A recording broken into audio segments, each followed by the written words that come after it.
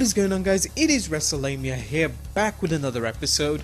It's been said that the WWF New Generation was Vince McMahon's way of trying to make the fans forget the days of Hulkamania and build up new stars. While the WWF did create new superstars such as Bret the Hitman Hart and the Heartbreak Kid Shawn Michaels, not every wrestler was successful. Did you ever wonder though what Tatanka was up to? Is he making the direct-to-DVD Dances with Wolves 2 Native Boogaloo? Is Adam Bomb cleaning up nuclear waste sites in Japan? No need to ask, as WrestleMania always has the answers for you at hand. Number 1. Psycho Sid. When he wasn't running off to play softball, stabbing Arn Anderson with scissors, or crapping his pants during a WrestleMania match against The Undertaker, Sid Vicious found himself in demand in both WCW and the WWF. Sid would feud with Shawn Michaels, defeating him for the WWF Championship at 1996's Survivor Series. Sid would win the belt again, this time defeating Bret Hart on an episode of Raw in February 1997. After taking time off to heal from a neck injury, Sid resurfaced in WCW. Sid's career, however, ended abruptly when he snapped his leg in two performing a move off the second rope at WCW Sin pay-per-view in 2000. Sid underwent surgery and a lengthy rehabilitation process, all but retiring from wrestling except for sporadic appearances. Sid then showed up on Raw in 2012, wrestling Heath Slater, then appearing on the 1000th episode of Raw. Sid also appeared in the horror films River of Darkness and Death from Above, as well as supporting his son Frank for the reality show Big Brother. Number 2. Barry Horowitz. Few things are ever new in professional wrestling, as seen with the career of Barry Horowitz. Once upon a time, Horowitz worked as Jack Hart, a wrestler so bad his losing streak became memorable in championship wrestling from Florida. That is until manager Percy Pringle, better known as Paul Bearer, helped him snap it. During the late 80s, Horowitz worked in the WWF as enhancement talent, but became known for the giant silver hand emblazoned on the back of his ring jacket, conveniently placed so Horowitz could pat himself on the back. Perennial enhancement talent Barry Horowitz saw his career take an unexpected turn for the better when he began winning matches in defeating Body Donner Skip. Horowitz would then go on a winning streak as a lovable underdog character, playing to his Jewish heritage with the Star of David adorning his trunks and his entrance theme consisting of the Jewish folk song Hava Nagila. Horowitz then formed a team with Hakushi and along the way introduced Hakushi to American culture. Horowitz even made several pay-per-view appearances, defeating Body Donner Skip at 1995 SummerSlam. Appearances at Survivor Series and the Royal Rumble didn't go as well as Horowitz's winning ways ended. After his release from the WWF, Horowitz worked for WCW through 2000, then focused on the independent circuit. Barry now runs a nutrition business in Florida and occasionally shows up on WWE's website. Number 3. Marty Jannetty. We discussed Jannetty's career nosedive after splitting up with Shawn Michaels and the Rockers. Whether it was his personal demons, bad booking, or a combination of the two, Jannetty just couldn't get his career on track during the New Generation era, despite a short run as Intercontinental Champion and WWF Tag Team Champion with the 1-2-3 Kid. Jannetty found things no better when he worked in WCW as a shoulder injury led to his release. Since then, Jannetty worked in independent promotions and occasionally popped up on WWE programming. Jannetty appeared to be signed to the WWE on at least 2 occasions, only for the company to cut ties with him. Jannetty's participation in the 2016 class action suit against the WWE for allegedly hiding the dangers of concussions in the ring puts him in the same phantom zone as other WWE legends such as Bill Eadie. But following his short WWE run, he signed with Chikara as a wrestler and trainer until 2013. As of late, it seems that Jannetty is now making sporadic appearances on the indie scene. Number 4. Henry O. Godwin. Mark Canterbury's early run in the WWF saw him work as Henry O. Godwin, as a heel whose gimmick was that of a pig farmer. Godwin helped the $1 Million Man Ted DiBiase's $1 Million Corporation until DiBiase insulted him, turning Godwin face. Godwin then feuded with Hunter Hearst Helmsley, leading to an Arkansas hog pen match, which Helmsley won. Godwin then moved into tag team action, working with his storyline cousin Phineas I. Godwin, and Hillbilly Jim guiding their career. The Kentucky boy was successful, helping the Godwins win the WWF Tag Team Championship. The Godwins eventually turned heel, then renamed themselves Southern Justice. Regrettably for Phineas, a neck injury sidelined Henry's career, and actually caused him to retire in 1999. A comeback in 2006 saw Canterbury work in the WWE's Deep South developmental territory until his release in 2007. A 2011 car accident saw Canterbury suffer numerous broken bones. Last year, he also joined the class action lawsuit against the WWE we just discussed earlier. That list just seems to be getting longer and longer. Number 5. Tatanka. Unlike WWE Hall of Famer Chief Jay Strongbow, wrestler Chris Chavez boasted a true Native American heritage. Chavez trained at Larry Sharp's Monster Factory, then worked in George Scott's North American Wrestling Association before the WWF signed him. Chavez got a massive push as Tatanka, enjoying an undefeated streak from 1991 to 1993. Tatanka initially worked as a babyface, including a high-profile match where he challenged Shawn Michaels for the Intercontinental Championship at WrestleMania 9.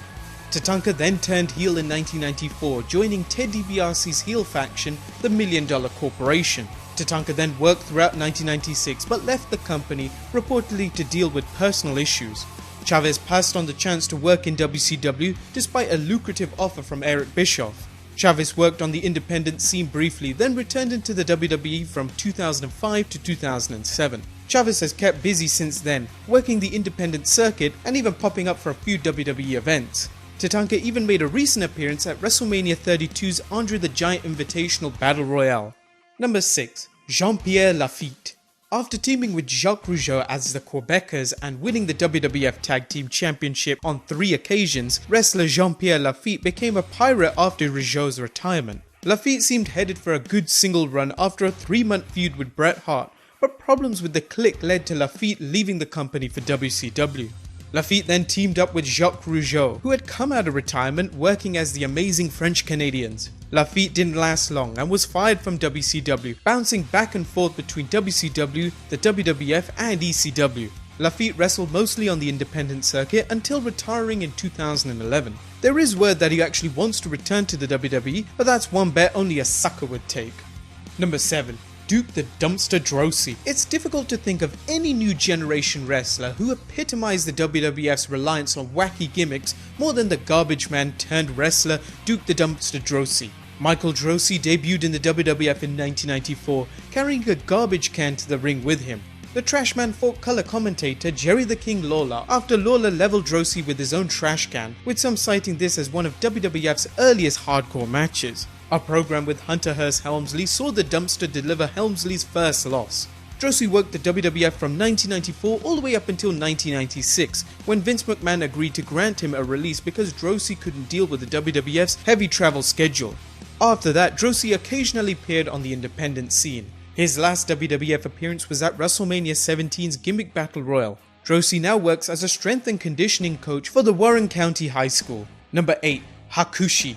Although the new generation had some downright stupid gimmicks, it also had some fantastic workers, one of them being the Japanese wrestler Jinsei Shinzaki, who dazzled WWF fans with his wrestling talents despite working as a heel.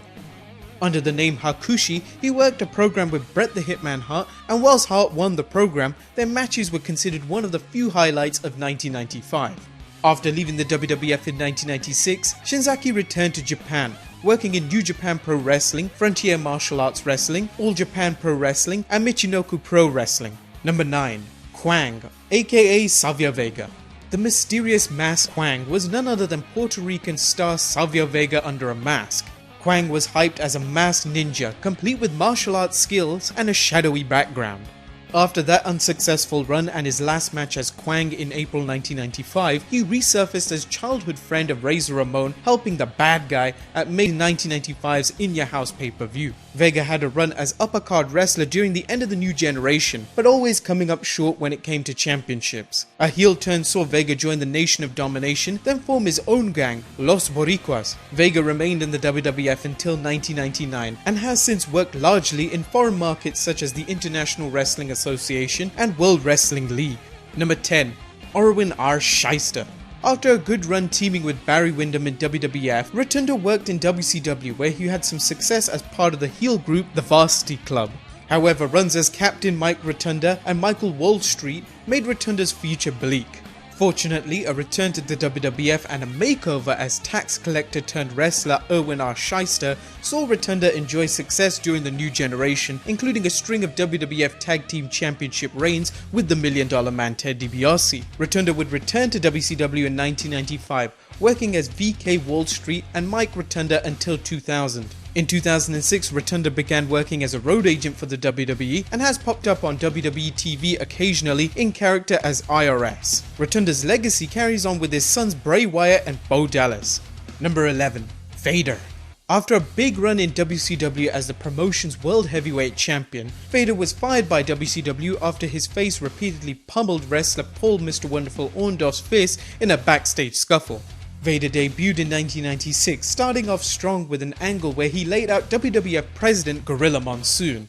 A promising career in the WWF fizzled both because Vader was forced to return early from shoulder surgery and because his heavy-handed ring work rubbed WWF prima donna Shawn Michaels the wrong way. By 1998, Vader asked for his release and went back to work in Japan. Vader has appeared occasionally in the WWE, inducting good friend Stan Hansen into the Hall of Fame, but has spent most of his time on the independent scene. Vader had initially been told by his doctors that he only had 2 years left to live, but most recently told that his condition and time left has worsened to only just a couple of months. I would highly recommend checking out Hannibal TV's recent shoot with Vader for more information. I'll leave the link in the description below. Number 12. The Stalker.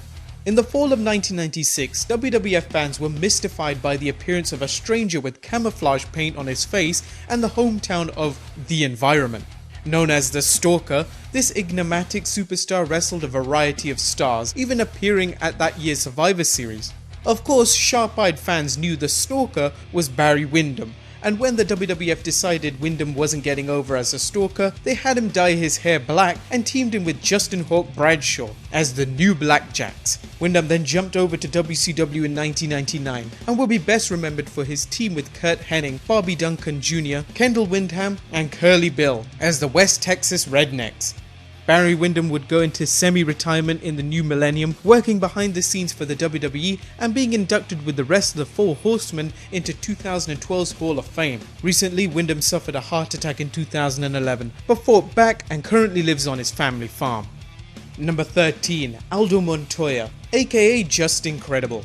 New generation star Aldo Montoya had one of the strangest looking, i.e. stupid looking masks in professional wrestling. While it's hard to blame a mask on hurting a wrestler's career, it was hard to take Montoya seriously when his mask looked like he put a jockstrap on his head and his nickname was the Portuguese Man of War. Fortunately, he was said to be friends with the Clique and he worked the WWF from 1994 all the way up until 1997. After asking for his release, he then showed up in ECW, rebranding himself as Just Incredible and winning the ECW Tag Team titles and the ECW World Heavyweight Championship. Credible then worked in WWF in 2001 as part of the Invasion angle, allying himself with his former ECW colleagues. Credible then worked for the WWE until late 2002, hitting the indie circuit before returning to the WWE in 2006 as part of the new ECW. Credible left in 2007, returning to action in small promotions until ultimately retiring in 2015. Number 14. Mantar. The legend of Mantar lives until today, with wrestling fans wondering how this strange hybrid of Minotaur and man made it into the WWF ring. Even though it seems that the WWF creative team could have been playing too much Mortal Kombat, it seems more likely that the WWF was just desperate for anything to sell tickets in 1995, even having a wrestler whose pre-match warm-up included mooing at opponents. As desperate as the WWF was, sanity won out, and Mantar lasted less than a year. Mike Halleck, the wrestler who played Mantar, is also part of the class action lawsuit against the WWE for concussion-related injuries. One can only wonder if Vince McMahon was suffering from a concussion when he created Mantar. And number 15. Atom Bomb. Dr. David Banner, physician scientist searching for a way to tap into the hidden strengths that all humans have. Then an accidental overdose of gamma radiation alters his body chemistry, and now when David Banner grows angry or outraged, a startling metamorphosis occurs. Wrestler Brian Clark could have done a lot better with the Hulk gimmick, but instead got stuck with a gimmick of being a survivor of the 3 Mile Island nuclear power accident, presumably imbued with a red tongue and bizarrely tinted eyes. After 2 years in the WWF, Clark went to work for WCW in 1995, where he took on an even stranger gimmick of Wrath, a character clearly ripped off, inspired by the Mortal Kombat video game. Clark kept plugging away though, ditching the Wrath gimmick to work as Brian Clark alongside wrestler Brian Adams as Chronic. After WCW folded, they worked briefly in the WWF. Clark would then work on the independent scene until retiring in 2003. To no surprise, he is also suing the WWE for concussion-related injuries. So tune in next week where I list the 100 more wrestlers who are actually suing the WWE for concussion-related injuries. Nah, I'm just joking. Anyway guys, that wraps up this video here. If you enjoyed, please leave a like, and if you didn't, leave a dislike. Subscribe for more content, and I'll see you next time with some more wrestling content.